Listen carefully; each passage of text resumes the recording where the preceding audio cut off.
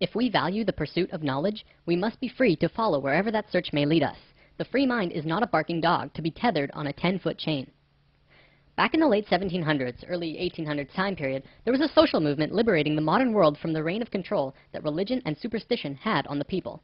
Essentially, after our darkest part on the precession of the equinox, we were really beginning to wake up.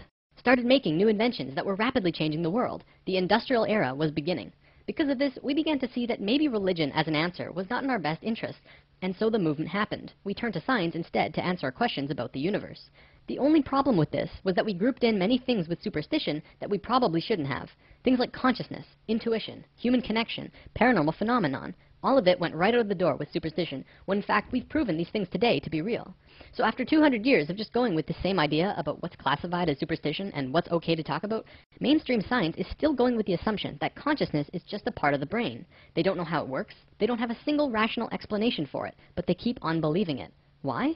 Well, when we toss superstition out of the door, even talking about it became taboo. It's just not done. Literally, the reason that it's tough talking about this stuff in the mainstream scientific community is because that's just the way science has been for 200 years. They won't have any of it, even though there are scientific institutions that prove that theory wrong.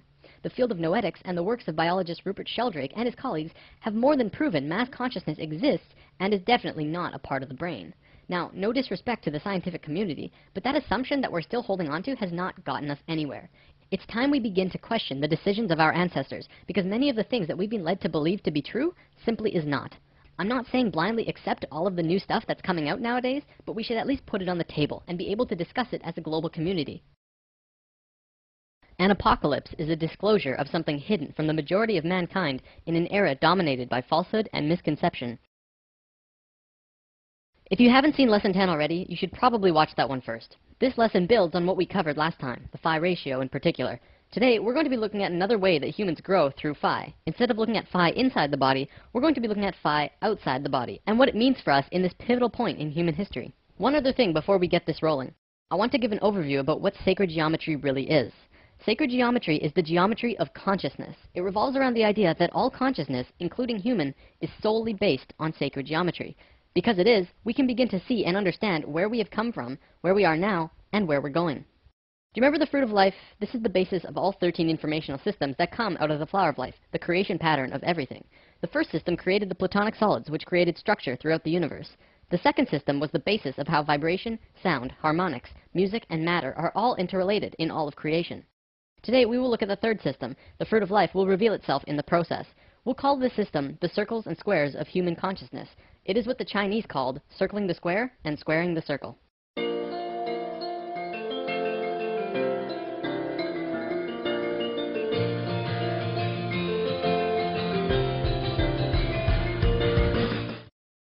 Remember when we discussed the platonic solids in Lesson 6? I explained that there are 5 shapes from which all shapes and matter in existence come from and form into. I showed you that all of them will sit perfectly within a sphere, each with every corner touching the sphere perfectly. Well, there's one other shape that can do that. It's a characteristic that only one of the platonic solids have, making it special.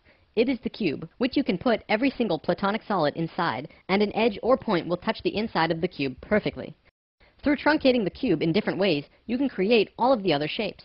Because of this characteristic, it essentially means that the cube is like the father of all shapes. It is a male form, and the sphere is the mother of all shapes. It is a female form. All levels of consciousness in the universe are integrated by a single image in sacred geometry. It is the key to space, time, and dimension, as well as consciousness itself. Each level is a geometric image or lens that spirit looks through to see the one reality, resulting in a completely different experience. In the case of humans, this image is the circle and square. This is what Leonardo da Vinci was doing when he drew this drawing, and I'm going to show you what this circle and square combination mean. If you put a circle inside a square perfectly, and then continue to put another circle and square, each with the same diameter, one radius away on all sides, going outwards, you get a drawing that looks like this. You'll notice that with the first circle and square, they fit perfectly within the other. This also happens with the second circle and square. However, then the squares begin penetrating circles. The male form begins interacting with the female form. Why is this important? Well, the circles and squares begin to equate the phi ratio.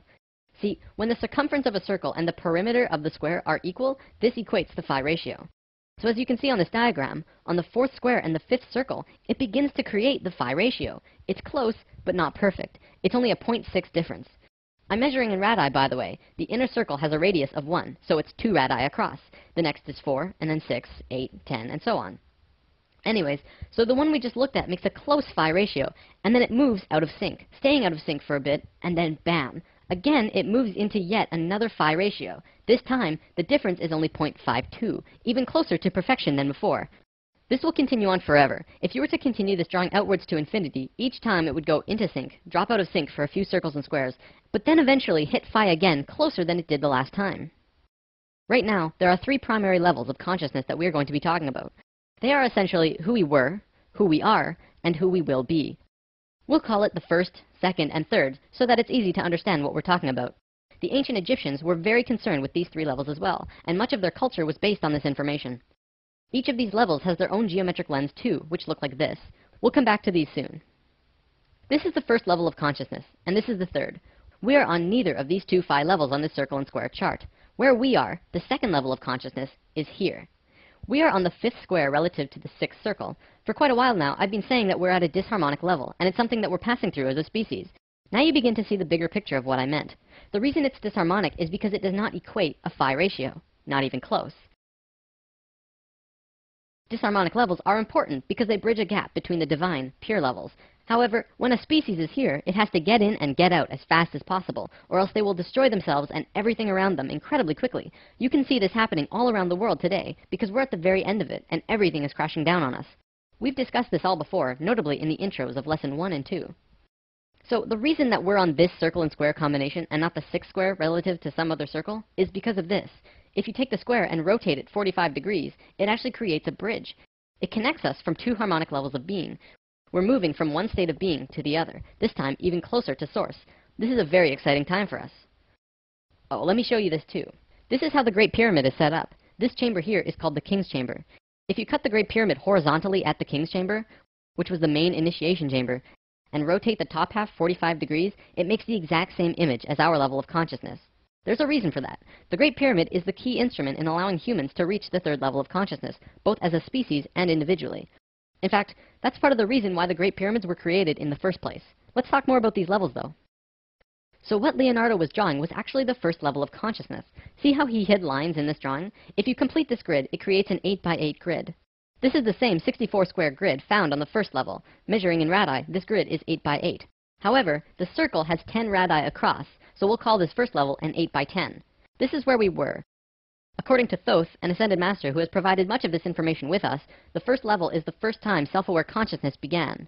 The second level has 10 squares across the large square, and a 12 radii circle, so we'll call it a 10 by 12. This is where we are now. This level is the 3rd level, which is also called Christ consciousness. It is a 14 by 18. Now, there's always a reason for everything in sacred geometry. Nothing, absolutely nothing, happens without a reason. Everything is connected.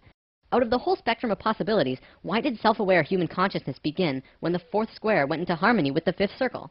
Well, let's overlay the fruit of life over our first level for a second. Look at that! It exactly fits the 4th square and 5th circle perfectly. Do you see the perfection of life?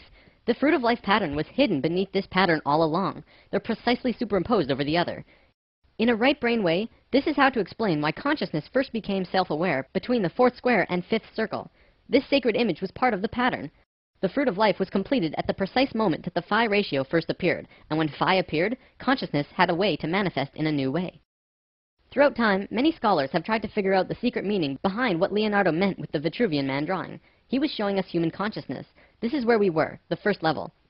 There is a man who did draw our level, though. Da Vinci was studying the works of a man named Vitruvius, who lived 1400 years before Da Vinci, hence the name Vitruvian Man. Vitruvius actually drew his own drawing of consciousness as well, and this is what it looked like. The circle and squares in this one are hidden, less obvious than the Da Vinci drawing. Regardless, they're there, and this is the current circle and square combination around our bodies. This drawing also contains the exact proportions of the Merkaba, which is an important energy system outside of the body, similar to how chakras are an energy system inside the body. This image also contains the diamond that perfectly contains the man from head to feet. This is the same image we saw in the consciousness chart, as well as the Great Pyramid. Further proof that this is what Vitruvius was demonstrating to us when he created this image. So here we have drawings of the first 2 levels of consciousness. From what I know, there is no drawing of a third. If there is, it's sealed up, locked away somewhere, and is probably one of the most sacred drawings in existence. Alright, I know talking about geometry all the time can be a little daunting. So many circles and ratios and everything. If this is something you want to learn more about, I'm providing the Flower of Life books and PDFs in the comments. This information is found at the very beginning of Volume 2, and much, much more. I could probably do 4 or 5 lessons about the geometries of the human body and still not run out of things to talk about. But it's there for you if you want to learn more now. For the last portion of today's lesson, we're going to talk about some recent findings in modern science. As we just saw in the geometry, we are currently in a disharmonic state of being, but we are just about done with it. In doing so, we are moving into a new state of being. We are transferring from the second level of consciousness to the third, also called Christ consciousness. If we look at evolution in Earth's history, we always seem to make random jumps. There are always missing links in the evolutionary chain. Scientists say that we just haven't found all the fossils, and creationists say that God did it, and therefore it's part of some divine plan. But looking at what we just learned about consciousness, does it not make sense that evolution and creationism are just two sides of the same coin? Consciousness moves through different states of being, constantly moving closer and closer to divinity, to Phi. Every time it reaches a new stage, it makes a rapid biological change into something new, like what we're doing now. This is what the ancient Egyptians called resurrection, which we mentioned in Lesson 7. So, if we're really going through an evolution of consciousness, what's happening inside of us? Surely, this would mean that there are also biological changes happening to us at our core level, right? Does modern science see any big changes that they're afraid to tell the general public because they think it will cause a panic? Short answer, yes. Long answer, we are changing. Right now, as you're watching this, your DNA is mutating. See, in the last few months, modern medicine has finally accepted publicly that a child was born with 3 DNA strands rather than 2. In a simplified way of seeing it, we are adding an entirely new strand to our DNA, going from a double helix to a triple helix. This wasn't discovered recently, though. In fact, scientists have been studying this for almost 10 to 20 years now. Several years ago in New Mexico, there was a convention of geneticists from all over the world with the main topic of discussion being DNA mutations. Scientists acknowledge that we are changing, but the end result they do not know. Through sacred geometry, we begin to actually see where we could be going.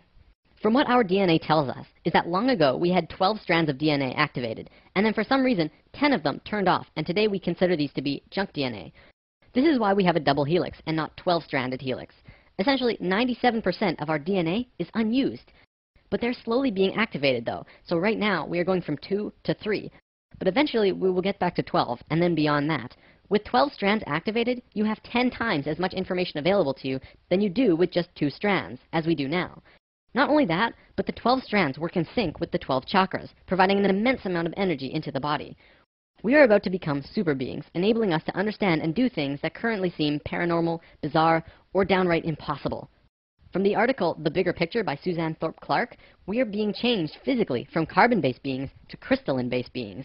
This is interesting because I've actually heard this from various channelings now, ascension and transformation into crystalline at our core. First the psychics were telling us this, and now we have science backing it up. What we know for sure is that we are going through a shift. Today, I want to close with this. In almost every ancient text and Bible, it speaks about a great shift and awakening. The Bible speaks about the coming of Christ. This is interesting, actually, because Christ is the name of the third level of consciousness. I didn't just make that up. We are moving into Christ consciousness, which means not that Jesus is going to show up with a big "Ay!" but we are actually moving into the level of conscious understanding that Jesus had. It is the coming of Christ through the human species. Now who's pumped for 2012?